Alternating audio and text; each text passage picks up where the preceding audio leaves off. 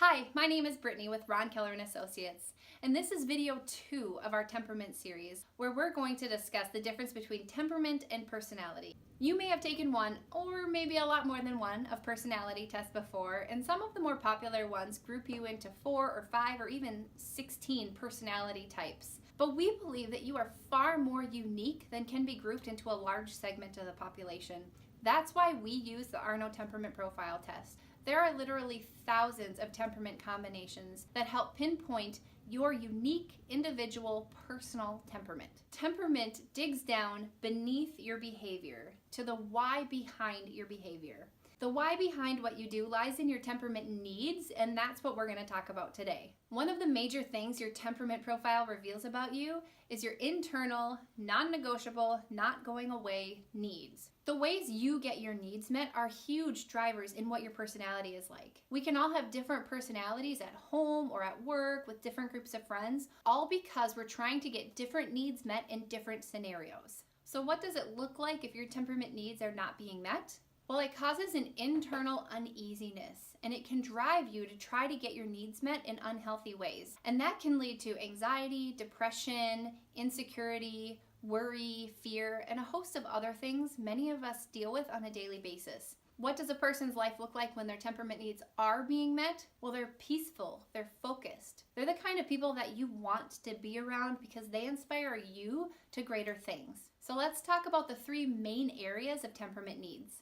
First are your social temperament needs. Not just are you introverted or extroverted, or if you're like me, extra unhelpful, you fall right in the middle, but what are your needs for social relationships, for social interactions, and how do you go about getting those needs met in a healthy way? For example, if you fall on that middle line, do you ever make a ton of social plans, but when it comes down to it, you don't actually want to go? That's something that your temperament can help explain.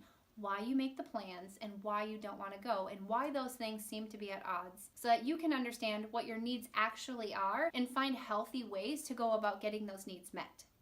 Second is your temperament need for control or lack thereof. There are so many areas of application for this. So just one example. Do you find yourself continually put in areas of authority at work and you enjoy parts of it, but it also gives you a ton of anxiety? That may be because of your temperament needs, because you may have a need to control the environment around you. You may have a great innate sense to make good, sound decisions, but you actually don't have a need to control other people. These needs may seem conflicting, but they're actually not. You just need to understand what your needs are and how that plays out in your workplace, so that you can constantly be challenged, but not overwhelmed with anxiety.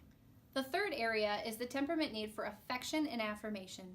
This applies at work in terms of your relational needs with coworkers or approval from your boss, and it applies in your personal relationships. Some people have a really high need for affection. And what happens if that person is married to another person who doesn't express affirmation or affection? They just never learned how to. Is that relationship destined for failure? No, it's really a matter of learning each other's temperament needs for affection and working together to prioritize getting those needs met. For the most part, we all see the world through our own temperament lenses, and we subconsciously expect other people to act the same way that we do. Combine that with the fact that most people aren't even able to articulate what their needs are or why we do what we do, and it can be really hard to have healthy relationships with people. They don't know what you need, you don't understand what they need, and we're all just trying to get our needs met. Temperament gets to the core of those drivers in black and white, giving you the tools you need to create a roadmap for getting your needs met in healthy and constructive ways, all in line with your wiring. So that's a little bit about how temperament is different from personality and how understanding your temperament can make a really huge difference in your life. So if you have more questions, feel free to reach out to us at ronkelleраssociates.com. Thanks for watching.